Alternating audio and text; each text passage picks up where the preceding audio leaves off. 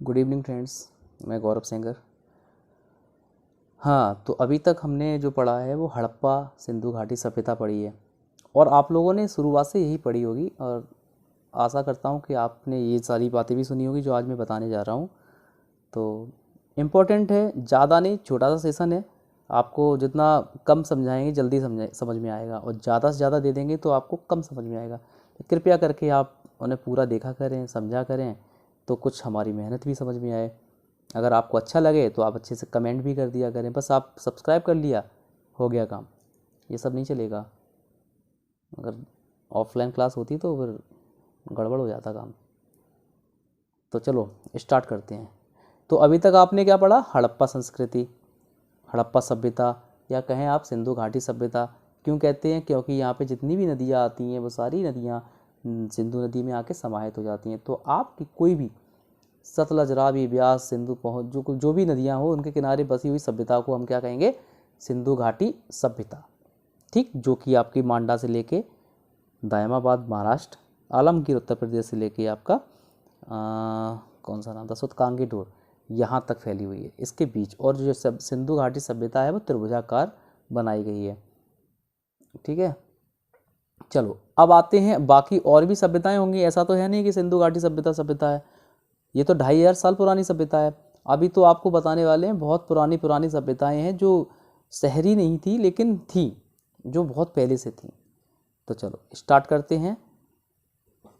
उन सभ्यताओं के बारे में एक एक करके सुनने की कोशिश करते हैं और कृपया करके आप सब लोग प्लीज़ सब्सक्राइब करें। और क्या बोलते हैं, बोलना भी तो नहीं आता, शुरुआत है, सीख जाएंगे आपकी कृपा से। तो मेसोपोटामिया, मेसोपोटामिया नाम तो सुना होगा, मेसोपोटामिया की सभ्यता। ये कहाँ पे है? इराक। इराक, बहुत अफरा तफरी चल रही है यहाँ पे। कह सकते हैं ये पहली सभ्यता थी।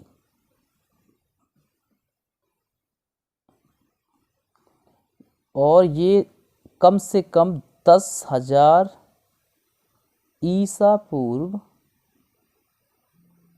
से 8,000 ईसा पूर्व तक की थी। समझ लीजिए, हमने अभी तो मैं आप लोगों को पढ़ाई है सभ्यता कौन सी? हड़प्पा सभ्यता, जो कि 2,500 ईसा पूर्व बताई जा रही है। पर मेसोपोटामिया तो 10,000 ईसा पूर्व से लेके 8,000 ईसा पूर्व तक फैली हुई है। पर अगर तुम आपसे कोई पूछता है कि सबसे पहली कोई नगरी सभ्यता है, नगरी सभ्यता, देखिए आप हर चीज़ अपडेट होती रहती है। अगर ये शुरुआत में आई थी सभ्यता तो लोग धीरे धीरे बदले। हम आप ही देखो, सबसे पहले जब बैलगाड़ी चलती थी उसके बाद साइकिल आई, अपडेट हुए। ऐसा तो है नहीं कि वो आदि मानव की तरह उस ज़माने के लोग, आज के लोग क्या कहते, कैसे रहते थे उस टाइम के लोग। तो उस टाइम के लोगों के लिए ये बोला जाता था कि हाँ अरे वो बैलगाड़ी से कैसे सफ़र करते होंगे। धीरे से साइकिल आ गई, धीरे से मोटरसाइकिल कब आएगी आपकी ज़िंदगी में पता भी नहीं चला। हर घर गाड़ियाँ हैं, फिर कार आ गई। अब तो बात ही अलग है। कुछ भी जो है सब दिखावे के लिए है। आप कितने पैसे वाले हैं वो दिखाने के लिए आजकल आप लोग यूज करते हैं, ना कि आप अपने यूजेबल थिंग में करते हैं। जैसे कि मान के चलो अमेरिका या बड़े बड़े सिटी होती हैं, तो इन एरियाओं में आपने देखा होगा इनके पास कैसी गाड़ियाँ होती हैं, जैसे कि लोडर टाइप की होती है, पीछे खाली जगह खुली हुई और अंदर बैठने की वाली, और बहुत लग्जरी भी होती हैं। सोचो अगर आप इंडिया में लेके आएँ तो आपसे कौन कहेगा अरे ये तो लोडर लेके आए हैं, लोडर लेके आए हैं। तो यहाँ की सोच अलग है। विदेशों में लोग अपनी ज़रूरत के हिसाब से ख़रीदते हैं और इंडिया में लोग अपने आप को पैसे वाले दिखने के हिसाब से ख़रीदते हैं। ये फ़र्क है।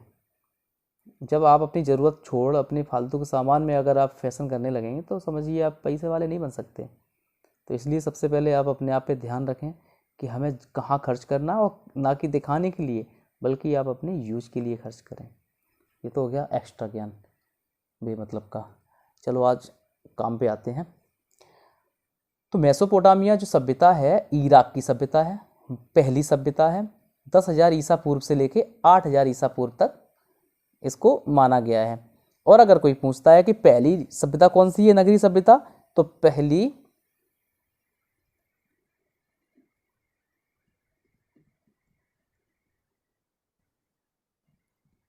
पहली नगरी सभ्यता है आपकी सिंधु सभ्यता।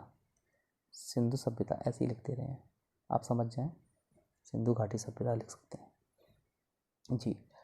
अब इतना तो बता दिया, अब आगे की कहानी सुनते हैं। अब मेसोपोटामिया जो सभ्यता है वो इतनी छोटी सभ्यता नहीं है, बहुत एरिया में फैली हुई और 4 प्रकार की सभ्यताओं से मिलकर बनी है आपकी मेसोपोटामिया। 4 प्रकार की कौन सी? सबसे पहले तो आपको हमें ये बताना है कि ये फैली कहाँ कहाँ पे है और कहाँ से किस नदी के बीच में फैली हुई है। तो ये नदी कौन सी है? यूफ्रेटस। यूफ्रेटस नदी से लेके टिग्रिस नदी के, ठीक है, बीच में फैली हुई है। अब क्या बताया था हमने कि ये 4 प्रकार की सभ्यताएं मिलकर बनी हुई हैं। नंबर 1 की सभ्यता का नाम है सुमेरियन की सभ्यता।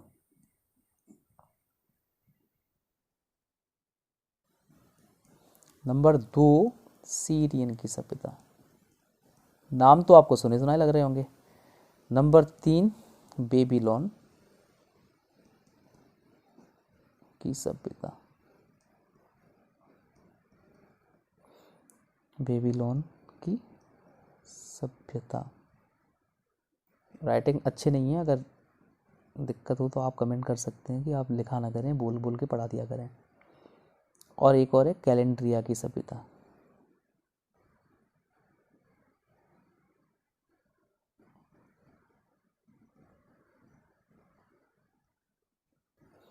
ठीक, इन चारों सभ्यताओं का नाम है मेसोपोटामिया।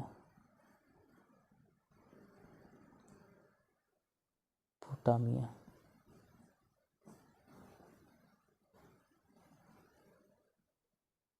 जो कहाँ पे फैली हुई है? यूफ्रेटिस नदी और टिग्रिस नदी के बीच में। ठीक, कैलेंड्रिया सभ्यता कह सकते हैं कि यहाँ इसी के नाम से कैलेंडर की खोज हुई थी। कैलेंडर का कैलेंडर नाम रखा गया था, सॉरी। ठीक है, आगे बढ़ते हैं। आगे बढ़ते हैं।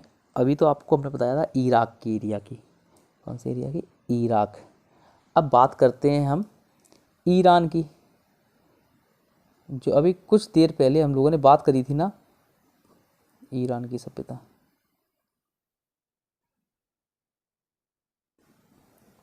अभी हमने क्या बताया था? सुतकांगे डोर से ही तो मिली थी ना, जो सुतकांगे डोर से मिली थी यहाँ की आपको कौन सा बंदरगाह था? जो लोथल।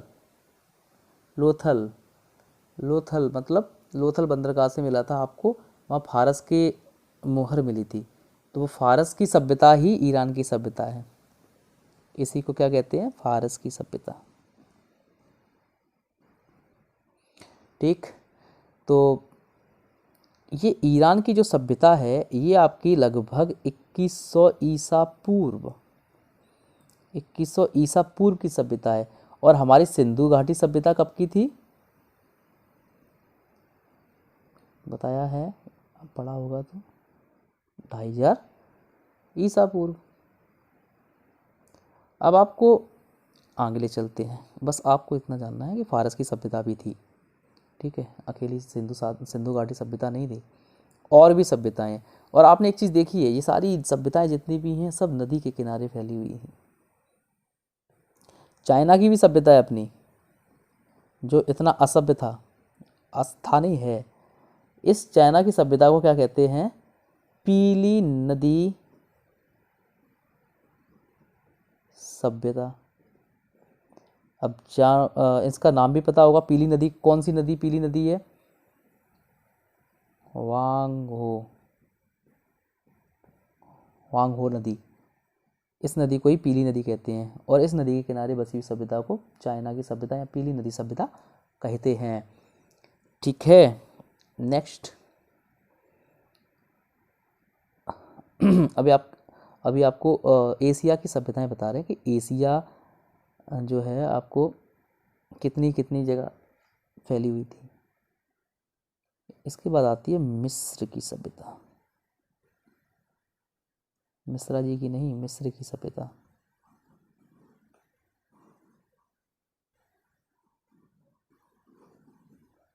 ठीक है, मिस्र की सभ्यता।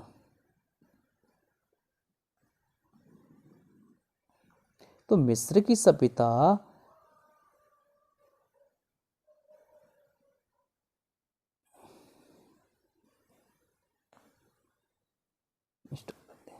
ये लगभग कहाँ से स्टार्ट होती है? लाल सागर के किनारे। इनके बारे में आपको बताते हैं। ये आपकी नीली नदी के किनारे फैली हुई है। सॉरी, नीली नदी नहीं, नील नदी, नील नदी के किनारे फैली हुई है। नील नदी के किनारे है। आपने देखा होगा जो पिरामिड में आपने देखे हैं, जैसे कि एक चेहरा, उसके ऊपर एक, जैसे मान के चलो ये चेहरा है और उसके ऊपर ये एकदम सोने का बना हुआ होता है।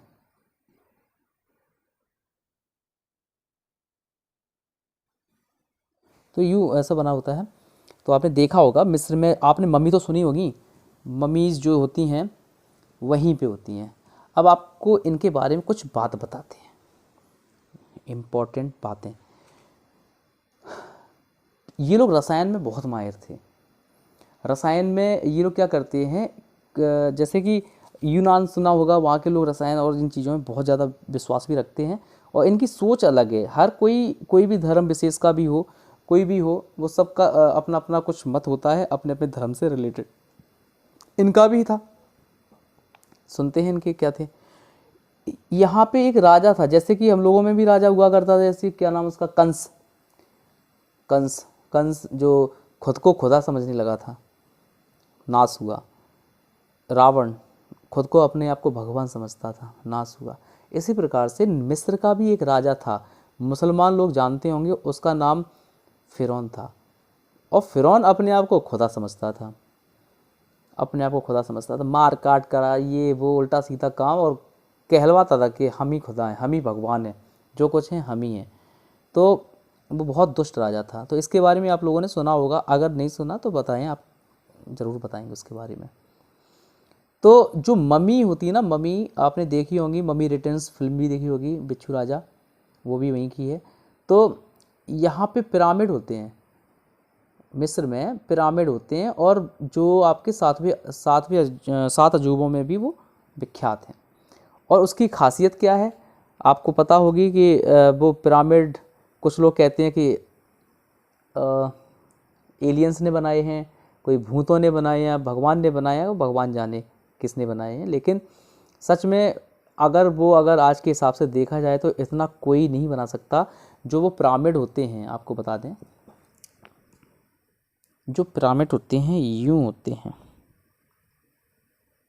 एक पिरामिड, और बहुत ऊंचे ऊंचे होते हैं, और इनके एक एक पत्थर जो ऐसे लगाए गए हैं, ऐसे लगाए गए हैं कि एक एक पत्थर के बीच में बाल बराबर भी जगह नहीं है, ऐसे फिट करे गए हैं। और एक एक पत्थर के वजन आपके 200 टन, समझ लीजिए, एक ट्रक या डंपर आपका 10 टन ले सकता है, और ये 200 टन के एक पत्थर है, एक पत्थर का वजन 200 टन, ऊपर वाले पत्थरों का लगभग वजन कम से कम 20 टन। अब आप सोच सकते हैं कि ऊपर कौन लेके गया होगा। और यहाँ की एक खासियत और है, अगर यहाँ कोई भी घूमने जाता है विदेशी, अंग्रेज, तो अंग्रेज लोग क्या होते हैं, बहुत खुरापाती टाइप के होते हैं। ये लोग क्या ना, बाल की खाल निकालते हैं।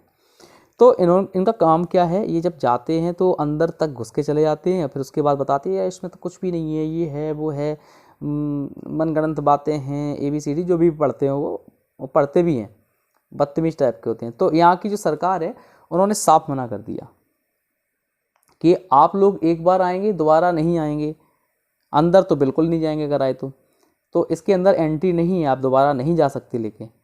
तो साफ मना है, वहाँ की सरकार ने इसकी मान्यता दे दी है कि आप इसमें कोई नहीं जा सकते। तो हाँ, इस पिरामिड की एक मान्यता है। लोग यहाँ के जो होते हैं ना, रसायन में तो वैसे भी एक्सपर्ट होते हैं, तो रसायन में क्या करते हैं, वो रसायन क्या होता है, जो केमिकल होता है उसमें पट्टी को डुबो के जब कोई मर जाता है उसकी चारों शरीर में लपेट देते हैं, और लपेटने के बाद ऐसे ऐसे उनके राजाओं को लपेटने के बाद यहाँ पे कहीं बीच में दफना दिया जाता है, यहाँ पे गाड़ दिया, मतलब रख दिया जाता है। तो उनका मानना है, जो पट्टी भिगो भिगो के चिपकाते हैं ना, उनका मानना ये है, देखो मान्यता सबकी है, मुसलमानों कहते हैं कि यहाँ पे कयामत आएगी, हिंदू कहते हैं प्रलय आएगी, कल्कि का अवतार होगा, वो सारे दुष्टों का संहार करने के बाद धरती नाश हो जाएगा। और आपके कौन थे वो, माया सभ्यता, मायामी इन्हें बेचारों ने कितनी मेहनत करके जब अपना बनाया था ना कैलेंडर, तो वो 2012 तक ही बनाया था। उसके आगे उन्होंने सोचा होगा अभी तब तक चलने दो, उसके बाद आगे का देखा जाएगा। लेकिन हुआ क्या, जो आगे का कैलेंडर बना नहीं और कोई आगे ने बनाया भी नहीं। हुआ क्या, जब उस टाइम आपने सुना होगा कि 25 दिसंबर जाने कौन सी दिसंबर वो आखिरी दिन होगा, क्योंकि मायावी कैलेंडर की उसके आगे बना ही नहीं है, बनाने वाला मर गया होगा या भूल गया होगा कि अब बनाना भी है कि नहीं। और तो वैज्ञानिकों ने या कुछ होशियार लोगों ने अफवाह फैला दी कि अब आखिरी दिन होगा, तो यहाँ पे लोगों के रोने पटने पड़ गए होंगे कि अरे बताओ क्या होगा, धरती ख़त्म होने वाली है। आपने सुना होगा, तो अगर आप जागरूक हैं तो आपने सुना भी होगा। तो ऐसा कुछ हुआ नहीं, लेकिन सबकी अपनी अपनी मान्यताएं होती हैं कि एक बार धरती का विनाश निश्चित है। तो हिंदू भी मानते हैं कल्कि का अवतार या प्रलय आएगी, मुस्लिम मानते हैं कयामत आएगी, ईसाई मानते हैं कयामत आएगी, सब मानते हैं। और ये लोग क्या मानते हैं, इनका मानना है कि कयामत आएगी और उसके बाद जो जिंदा होंगे ना, ये जिनको पट्टी लपेट के इनको रख रहे ना इसके बक्से में, वो ही जिंदा होंगे वापस। तो इनकी ये मानता थी। जो गीजा का पिरामिड जो है फेमस है, तो इनकी मानता ये भी है कि यहाँ पे जो दफनाए जाते हैं, तो वो लोग अब देवताओं से, यहाँ पे देवता आते होंगे कहीं ऊपर और यहाँ बीच में दफनाए जाते हैं, तो इतने ऊपर यहाँ के बाद किसी को नहीं दफनाया जाता, यहाँ के राजा को यहाँ पे दफनाया गया। आप समझ सकते हैं, आपको कैलेंडर दिखा देंगे आपको इसका भी। तो यहाँ से वो देवताओं से डायरेक्ट बात करते हैं, उन्हें ऐसा लगता है, इसलिए राजाओं को यहाँ पे दफनाया जाता है ऊपर की तरफ। तो क्या मानता थी इनकी, कि इनकी मान्यता ये थी कि जब कयामत आएगी तो ये जितने पट्टी लपेट के हम रख रहे हैं ना, वो सारे लोग जिंदा होंगे। ठीक है, आप समझ लीजिए, द ममी रिटर्न्स, समझ लो फिल्म का कंसेप्ट क्या था, अब आपको समझ में आ रही होगी। तो चलो, आज का अगर सेशन आपको अच्छा लगा तो आप ज़रूर मैसेज करें, और इसके बाद हम आपको आगे ले चलेंगे। ये तो आपकी एशिया की सभ्यताएं हुई थी, अब आपको बताएंगे यूरोप की सभ्यता, वो आपको देंगे क्लास कल। ठीक है, पर आपसे एक गुजारिश है, आप मेरे चैनल को अच्छे से सब्सक्राइब करें, पढ़ें, मन लगा के पढ़ें, लोगों को भी पढ़ाएं। अगर कोशिश करेंगे तो आपके कोशिश करने से हमारी हार नहीं होगी, ये यकीन है। तो चलो, आज का सेशन ख़त्म करते हैं। गुड नाइट, शुभ रात्रि, सब बखैर, बाय।